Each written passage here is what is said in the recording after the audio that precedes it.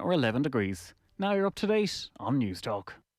The Newsround on Off the Ball. With Gillette. Put your best face forward with our new and improved razors. This is News Talk. All right, you're welcome along. It's Thursdays Off the Ball. Nathan with you until 10 o'clock this evening. We've got a packed show. Brian O'Driscoll coming your way from 8 o'clock, giving his thoughts on Warren Gatland's Lions squad. The big story, no Johnny Sexton in that 37-man squad. No place either for James Ryan or Gary Ringrose, but 8 Irish players have been selected, including Bundy Aki and Jack Conan. So lots to talk to Brian O'Driscoll about. We want to get your thoughts on that selection as well into 53106. Grace O'Flanagan, the Irish hockey player, will join us as well between 8 o'clock and 9 o'clock. And lots of football as well over the next 3 hours. It is an all-English Champions League final. Manchester City against Chelsea. John Giles will give us his thoughts on that at 7:30. We'll also hear from Shane Keegan, who, as well as talking about the Champions League final and all that's going on in the Premier League, will also be having a chat about his time at Dundalk and how it all came to an end. The news round on Off the Ball and News Talk is with thanks to Gillette. We don't just play the game, we change it. Gillette, made of what matters. Richie McCormack, good evening. How are you? And Joe Molloy, good evening. Gents, evening, how are we doing? Are you outraged? Are you outraged, Joe? Oh, outraged. Gregor Townsend, we're coming for you. You've done a job on us, Gregor Townsend. How many Scots in that back line? 20? 5 Scots in the back line alone. Brian O'Driscoll, you can watch it already. You can watch it already on our social channels. He was on a little bit earlier. And the Scots had a voice in the room, and they'd strong voices in the room, and that has clearly had a big influence when we're talking about who should be the out half. Johnny Sexton, unfortunately, had nobody there to put the out hand up and say, like, Johnny's been injured before, but it's all been okay. When it really matters, he's always been there for us. Unfortunately, the consistent injuries really he's had since the autumn, hamstring injuries and the knocks to the head that he's had in recent weeks, the HIAs, have meant that they feel he's not durable enough for a trip to South Africa, which I'm sure is a huge blow to Sexton personally. Yeah, it is. Like, Dan Biggar was always going to go. Farrell, I think, was always going to go. So it did feel like Sexton versus Russell. And I said it to Matt Williams and Chris Jones last night in the show. Just thought, if you're Gregor Townsend, you've had history with Finn Russell, you're the man dictating the Lions' attack in many ways. You're going to have a big say over the selection of 10s and what do you need at 10. I really felt he'd go all out to get Finn Russell on the plane, which is understandable. Like, it's not a disgrace or anything. But there have been so many times, even in recent history, where with Russell, he makes mistakes and you think, well, that's him. He's played himself off the Lions playing. You know, even the Heineken Champions Cup final with the intercept pass, those tight games, that was a game I remember people saying, oh, he's played himself off the plane. But Townsend was always there for him. Townsend was effusive about Russell during similar the characters. Six Nations. Yeah, exactly. Yeah, and look, maybe he doesn't feel like a Gatland type selection. Maybe there's some kind of logic there. God, he'd be a bit of a maverick off the bench if we have to chase a game. So there is a logic there. But on the Sexton point, I mean, where I think he will very fairly feel a little bit harshly treated is, yes, there were these soft tissue injuries in the autumn, but he got it together here for Six Nations time. Like, he played 80 minutes back to back to back, 3 80 minutes back to back to back. He beat Scotland. He was excellent against England. Like, he played 310 minutes in that Six Nations. That's more than Dan Biggar. That's more than Russell. Knocks to the head. Look, the long-term consequences of that are very serious, and that is a wider issue. But in the short term, if you're Gatland, the knocks to the head, they can happen to a 21-year-old. It's unfortunate it happens in quick succession, but I'm not sure that's a sign that his hamstrings have gone either, or his legs have gone. So, I thought there was a definite case to be made in that selection room on that basis, and clearly nobody made the case strong enough. Look, it's South Africa. They're big. They're physical. They would have run at him. The other thing I have thought was, like, just bring 37, bring 38, bring him. Like, who's imposing this made-up rule? You can bring him and see how he's going. Because if he's going well, if he's in one of those months or 2 months where he's feeling good and his body is not deserting him, then he's still the best out half there for me. Yeah. We all love watching Finn Russell, Richie, but that's because he's playing for Scotland or Racing. He's in an opposition jersey, and there's the brilliance, the maverick in him, and there's the mistakes, but it doesn't really impact on us at all. Now, he could potentially, depending on how a test goes, be playing the final 20 minutes of a Lions series with it all in the balance. And in one way, I really want Finn Russell, but in another way, I'm now really nervous about Finn Russell. Yeah, and I think it's probably something we shouldn't even worry about, because if we're looking at who's going to start at 10, I'd imagine Owen Farrell is going to dictate the balance of those games, and I'd probably still think that Dan Biggar is going to be second in that pecking order, with Russell something of a, midweek player, something of a maverick maybe that might turn the game if he's introduced off the bench. Well, that balance is later interesting in because the feeling seems to be Farrell in all likelihood will start at 12 as he did in the last couple of tests in New Zealand, which would mean that Biggar will be starting at 10, and then automatically you're looking at having Finn Russell off the bench.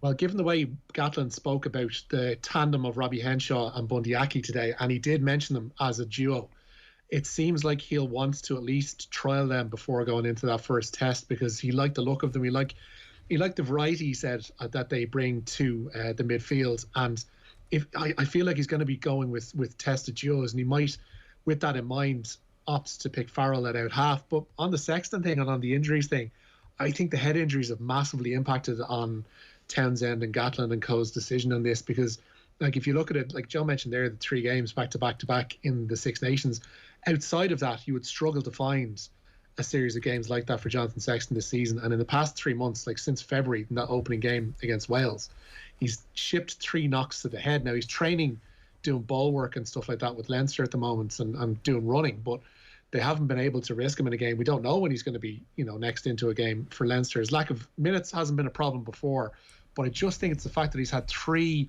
head injuries over the course of 3 months, and that he's still laid off with the most recent one. I mean, that's a massive question mark to be bringing over to a tour which is notoriously attritional.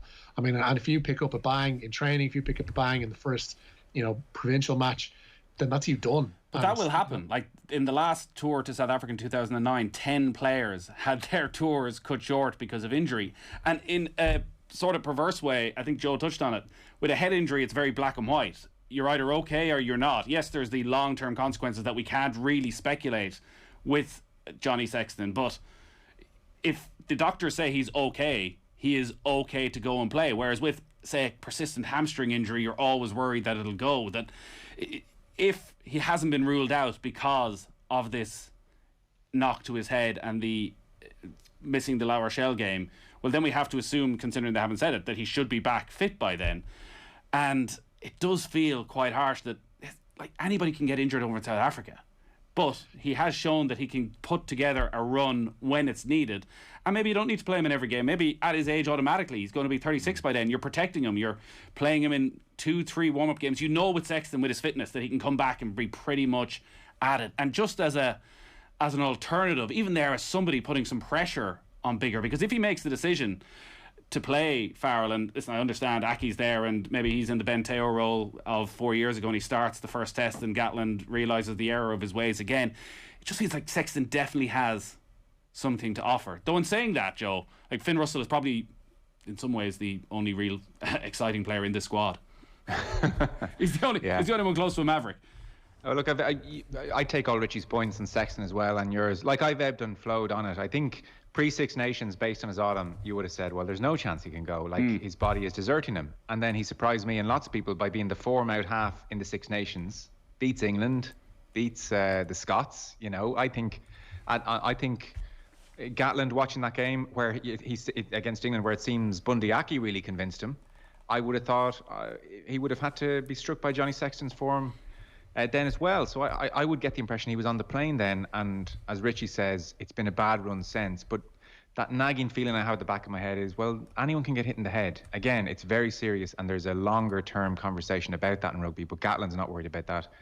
So I just thought, now to what? First test is in July. I am surprised, I have to say. I think Townsend won the day on that one. I think, and that's fair enough. He's in charge of the attack. But we're 3 months away from the final test. Yeah. So there's a hell of a lot that will happen between now and then. And listen, I'm sure Johnny Sexton will be waiting by his phone, and maybe in a month's time, if everything is perfect and he's fit and there's any sort of a doubt to anyone else, you'd have to assume he's probably first in line. The other big shock, particularly if we were talking 12 months ago, is that James Ryan hasn't made it. I know he's had an injury-plagued year. It seems that Warren Gatland read a lot into what La Rochelle and Will Skelton did to Leinster and Ryan last weekend, and has looked at, again, that obscene physical challenge that South Africa are going to bring, and thought, actually, there's players with more bulk than James Ryan, and I'm just going to throw them in the mix. Yeah, does. I mean, he did seem nailed on from a long time ago, like 2018. They were, could he be Lions captain? You remember this kind of stuff being discussed. Yeah, look, Gatland likes size. He certainly wants size in South Africa. I was just watching him there. He was doing a live chat on Sky Sports, and he was reminiscing about 2009. And he was drawing a parallel with the tour where he said, oh, yeah, a bit like in 09, we're not facing any internationals in the warm-up games until the first test match. And he was saying in 09, we thought we were in a really good place going into the first test match. And then up front, when we faced South Africa that first day, we got a rude awakening. And he made a bunch of changes for the second test. So I think that has probably stayed with him. He has not taken any chances in this regard. And I would think La Rochelle, the evidence of La Rochelle meant to him that, well, I'm taking a chance there and I ain't risking it. But it's so disappointing for Ryan. I guess, look, people who know more than me would tell you his form hasn't been great either. Maybe for someone of his quote-unquote size, I say that as the little lad, James Ryan. Yeah, for a man of his size, he probably needed to be in red-hot form. Yeah, it does feel, and listen, it is the same sort of 4-year cycle like in Olympics. You need to peak physically and form-wise at exactly the right time for this. And if somebody like Conor Murray, who 3-4 months ago there seemed to be a lot of question marks around, now you're looking at it going, there's no way Conor Murray isn't the starting scrum half in this Lions team. And there are good news stories, we should say, from an Irish point of view. Like Jack Conan has had the most horrible couple of years since he picked up the foot injury at the start of the World Cup, had a neck problem. Coming into the Six Nations, he'd barely played for Leinster in the space of a couple of years. Comes in, has this monstrous game against England, backs it up. I would have said 3 months ago, if you asked Leinster fans, who's your best number 8? Jack Conan probably would have been third on the list. And now here he is going to a Lions. Yeah, it's amazing, totally. And Tyke Byrne, what a story he is, rejected, gone, about to, head for the business world, and then got a chance in Wales, and boy, has he made the most of it. And it's you just had to pick him on the Six Nations for him. It's such a weird thing, the whole, so there's some lads there like Bundy Aki and maybe Jack Conan on the basis of this powerhouse performance against England suddenly booked themselves on the plane. And then there's other fellas who've done nothing and they've got money in the bank from 4 years ago and they get on the plane. So, it's such a mishmash of rationale.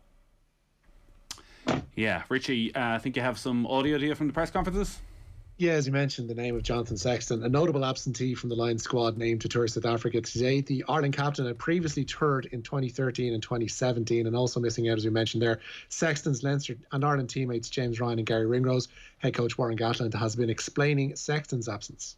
Look, there's no doubt that was one of the toughest decisions that we had to make, and I've got a huge amount of respect for Johnny and his quality, but it's such a pivotal position for us, and it's about sending a message to the 10s that we have selected, that we have the confidence and belief in them to do a job. And when we looked at it, where we were going in South Africa, and probably the thing that kept coming back to us was Johnny's durability and being able to put a string of matches together consecutively and big matches together. He's been rested on a number of occasions, and that, unfortunately, that's possibly what swayed it for us in terms of that. It's not having the confidence that he can get through what's going to be a tough physical tour. I'll be interested to hear what Johnny Sexton has to say about this, if he does speak over the coming weeks, Joe, because he has always railed against this notion whenever it has been put out there and questions raised about his health, that he doesn't feel that if you go with the medical advice, it's really nobody else's business. Yeah, and look, Gatland's rationale is hard to argue with as well. I don't think they're having this conversation across the water right now. I don't think I think they're 35. I mean, come on, no chance. So it's just that late flourish in the Six Nations. I was kind of with Gatland until that, but that did give me pause for thought. So yeah, it's a difficult one. I mean, 2-3 years ago, he certainly goes. The soft tissue stuff had cleared up. Look, it's very hard to argue when they say we don't have confidence, because there is a track record there. But I don't know. I'd have taken him. I'll be surprised to see how much Finn Russell actually plays as well. Yeah, he'll play those couple of midweek games, and we'll all get very excited about it, and there'll be a little bit of momentum and a push to get him in the team, and it'll never really happen. What else has been said today, Richie? Yeah, 8 Ireland internationals making Warren Gatland's squad at 37. Bundy Aki, Robbie Henshaw, Conor Murray, Tyke Byrne, Jack Conan, Tyke Furlong, Ian Henderson and Andrew Porter will all travel to South Africa. Despite not playing for England in 3 years, Prof Sam Simmons gets the call. He's one of 11 England players with 10 from Wales and another 8 from Scotland. Alan Wynne-Jones will captain the squad, having previously had the honour in the deciding test against Australia 8 years ago. And Gatland, as we mentioned there, also pinpointed the game that cost James Ryan his place. Look, James is unlucky. I thought we saw an example for me on last weekend with Leinster against La Rochelle. And if you want to have a look at a match, probably the La Rochelle side kind of reminded me of what we're going to face in South Africa. Yeah, we're going to face big physical men, and we saw that with Skelton. We saw that with how direct they were in terms of coming off 9. And probably in the last couple of years with Leinster and a couple of those big games, I know they were really good against Exeter, that we saw in that weekend, and we probably saw 12 months ago against Saracens in the European match where people have really gone pretty hard at them physically up front and that challenge. And for the Bundy situation, I thought that combination of Bundy Aki and Robbie Henshaw was outstanding for Ireland against England, and we've got to be able to have that balance between the physicality that they bring and also the ability for us to play rugby, and I think both of those players have got that. They can mix it and be able to roll their sleeves up when it does get tough, but they've also can play some pretty positive and very attractive rugby also. If you get onto the OTB Sports app now, you can get the press conferences from today. You'll get Brian O'Driscoll's analysis as well. It's also coming up on the radio from 8 o'clock. We'll keep a close eye as well on the football. We have an All-English Champions League final. We may well have an All-English Europa League final as well, Richie. Yeah, Arsenal's task is by far the tougher of the two English sides in action tonight. They have to come from 2-1 down at home to Villarreal to make that Europa League final in Gdansk. For Arsenal, Bernd Leno starts in goal, and an imaginative back three of Rob Holding, Pablo Mari and Granit Xhaka. Then across the middle, it's Hector Bellerin, Emile Smith-Rowe, Thomas Partey and Bukayo Saka, with a front trio of Nicolas Pepe, Pierre-Emerick Aubameyang and Martin Odegaard. For Villarreal, Geronimo Rulli starts in goal. They go to back four of Mario Gaspar, Raul Albiol, Pau Torres and Alfonso Pedraza. Danny Parejo and Francis Coquelin are in midfield alongside Manu Trigueros, and Gerard Moreno, Paco Alcázar and Samu Chukwueze are up front for them. Things should be far more straightforward for Manchester United. They take a 6-2 first leg lead into tonight's second game with Roma at the Stadio Olimpico, and it's a pretty strong United team despite the margin of their lead. David De Gea in goal, a back four of Aaron Wan-Bissaka, Eric Bailly, Harry Maguire and Luke Shaw. Fred and Donny van de Beek are in midfield with Paul Pogba, Bruno Fernandes and Mason Greenwood in behind the lone striker Edinson Cavani. For Roma, Antonio Morante is in goal for them, a back four of Rick Karsdorp, Chris Smalling, Roger Ibanez and Bruno Perez. Brian Cristante, Gianluca Mancini are in midfield with Pedro, Lorenzo Pellegrini and Henrik Mkhitaryan in behind Edin Dzeko. Kickoff in both matches at 8 p.m. Somewhat surprising to see the likes of Fernandes and Maguire starting, Joe, because Manchester United have this insane run of fixtures coming up over the next week. So they're playing Roma tonight, where it's pretty much done and dusted. Then they've 3 Premier League games in the space of 5 days, essentially. They play Aston Villa. We're going to have it live on Sunday at 2:05 in the Premier League. So that's Sunday. Tuesday they play Leicester, and then Thursday they play Liverpool. Yeah, going to be full on. I would say he's still reeling from when he made all those changes against Sheffield United, and it kind of ruined all their momentum. You know those nights, Nathan, European football, Roma score 1 or 2 early, it gets away from you, and suddenly it's like a career ender. So I just think he's taken 0 chances, understandably. Yeah, and they're pretty much guaranteed their spot in the Champions League from the Premier League anyways. A couple of other stories, Richie. So we had Jack Chambers in here a couple of weeks back saying that Irish athletes wouldn't be vaccinated ahead of the Olympics unless, of course, their cohort had come around. But it seems that may change. Yeah, the IOC have essentially taken it out of the hands of the Health Board. Olympic and Paralympic athletes will be given the chance to be vaccinated against COVID-19 before travelling to Tokyo. The International Olympic Committee has accepted an offer from Pfizer to provide vaccines to athletes and support staff preparing to compete at this summer's Olympics and Paralympics. Vaccines for Irish athletes will be made available through the Olympic Federation of Ireland. And just one final story, Richie, to finish up. Shane Duffy. His disastrous loan spell at Celtic, it looks like it's over. Celtic still have 2 games to go in the Scottish Premiership, but it's reported this evening that Duffy has already been sent back to Brighton, where the Republic of Ireland defender still has 2 years left to run at his contract. Yeah, it really was an absolute disaster, Joe. You'd expect that it'll be probably a short spell, recuperate at Brighton and out again on loan, potentially Championship club next season. Yeah, I would have thought that exactly the same thing, yeah. Big year or two coming up for Shane Duffy's career, isn't it? Yeah, you don't want it to just peter out at this stage. Like, he had done so well, become such an established Premier League player, was without question the main man with the national side, and all of that, unfortunately, over the past 12 months has just fallen apart for him. Just before we finish up, Richie, the World Cup qualifying campaign for the women's national team, the fixtures have been announced? Yeah, it's going to start away to Georgia. Vera Pauw's side will play their first game on September 17th. The first home match will be against Sweden on October 21st. Only the 9 group winners will qualify for the finals directly, with the runners-up entering via the playoffs. All right, great stuff as always, Richie. Joe, thanks to you. All right, boys.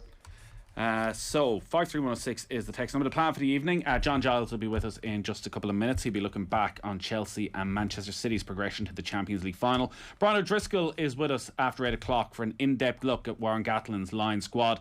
We'll talk to Irish hockey star Grace O'Sullivan as well. And on the football show, Shane Keegan is going to be with us. He'll be looking back in the Champions League, but also, of course, chatting about his time with Dundalk as well. John Giles next, though. Get in there. That's what I pay you for. I think conceit and arrogance is part of a man's makeup. Perhaps I've got